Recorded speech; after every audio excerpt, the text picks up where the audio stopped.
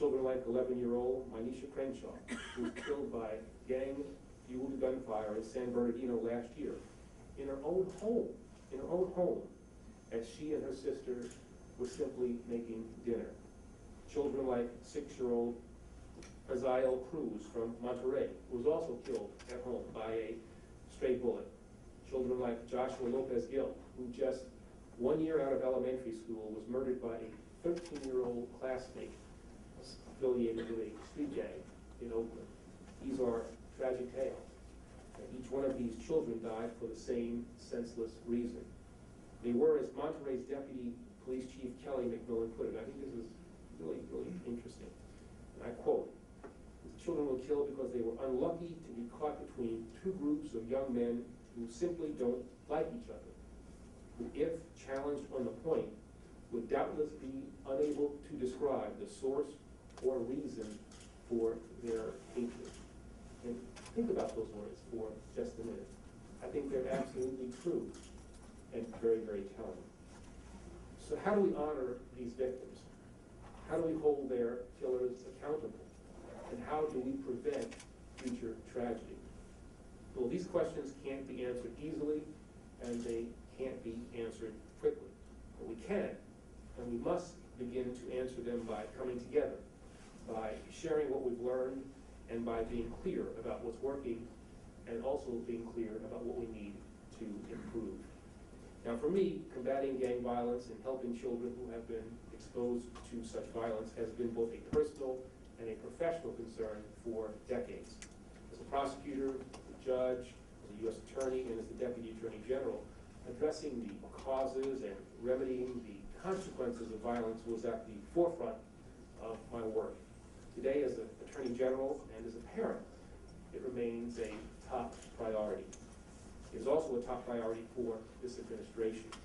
It is also a top priority for this president. In fact, in the president's budget for fiscal year 2011, $12 million in new funding has been requested specifically for gang and youth violent prevention efforts and programs. But as important as these investments are, addressing the challenges before us requires more than simply moving money out the door. Of course, we must continue to strengthen our law enforcement capacities and capabilities. And we must build on the work that law enforcement officials, in partnership with our U.S. Attorney's offices and Justice Department prosecutors, have done to take violent offenders off of our streets. But law enforcement cannot do it alone. Law enforcement cannot do it alone. As Jack often says, we can't arrest our way out of this problem. Achieving the progress that we need to make demands that our enforcement efforts are complemented by strong prevention, education, and intervention initiatives.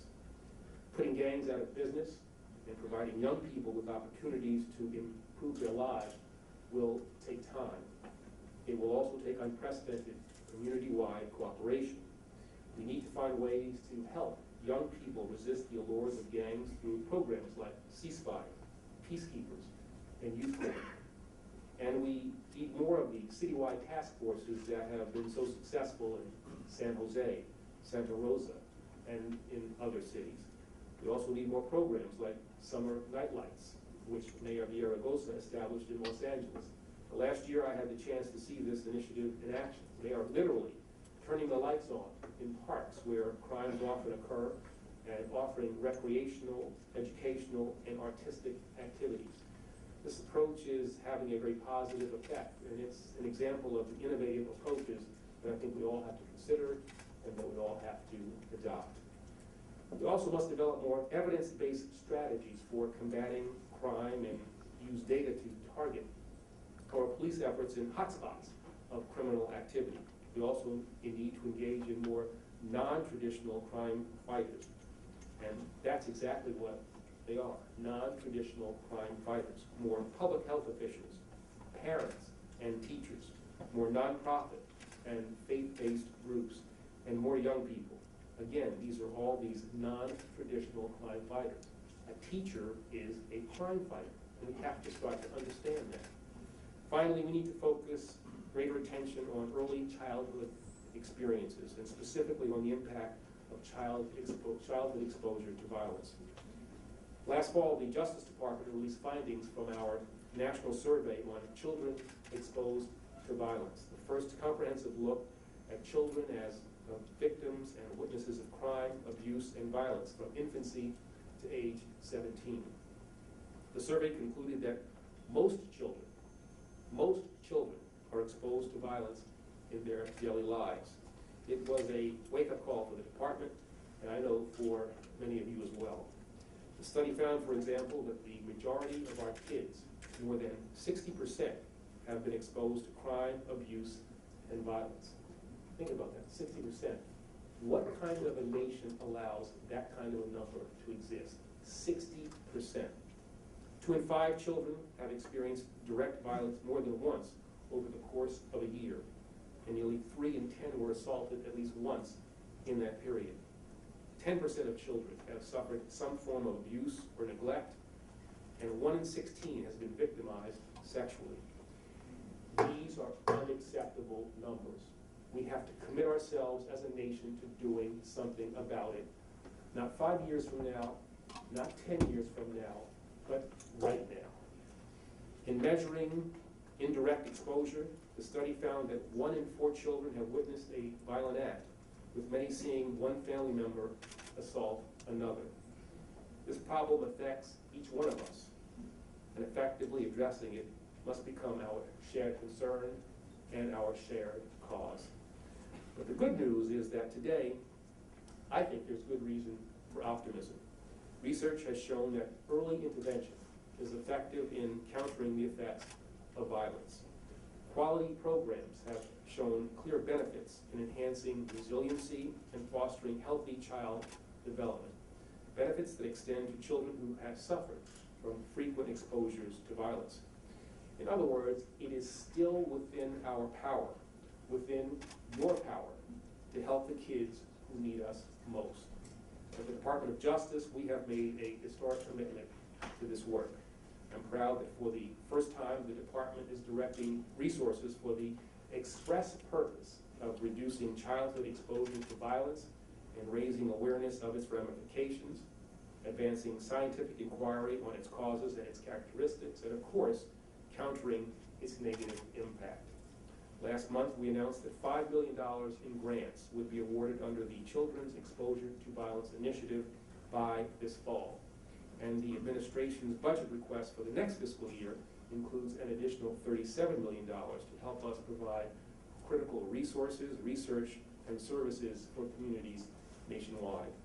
Now, while I'm encouraged by these new investments and by our collective work in combating gangs and reducing childhood exposure to violence, I can't pretend that addressing the challenges before us will be easy. My predecessor, Attorney General Robert Kennedy, once said, and I quote, "It is from numberless diverse acts of courage and belief that human history is shaped.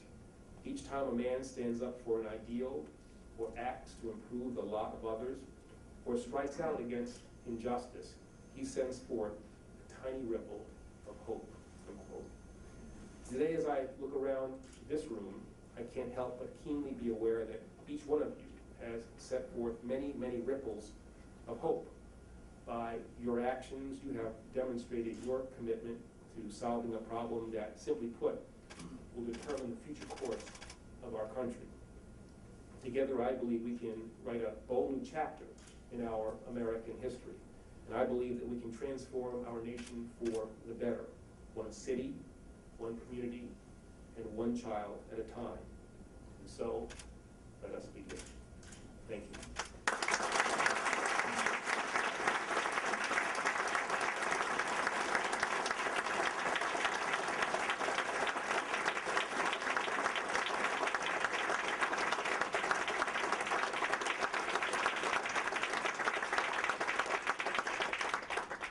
We are fortunate, aren't we? Eric has graciously agreed to take a few questions from the network. I love you, press, but this is on the network work. So you'd raise your hand and identify yourself. And how much time do we have? Beth? Rodney, how much time? 10 minutes? Margaret? Okay. First question from the network. We got two mics floating.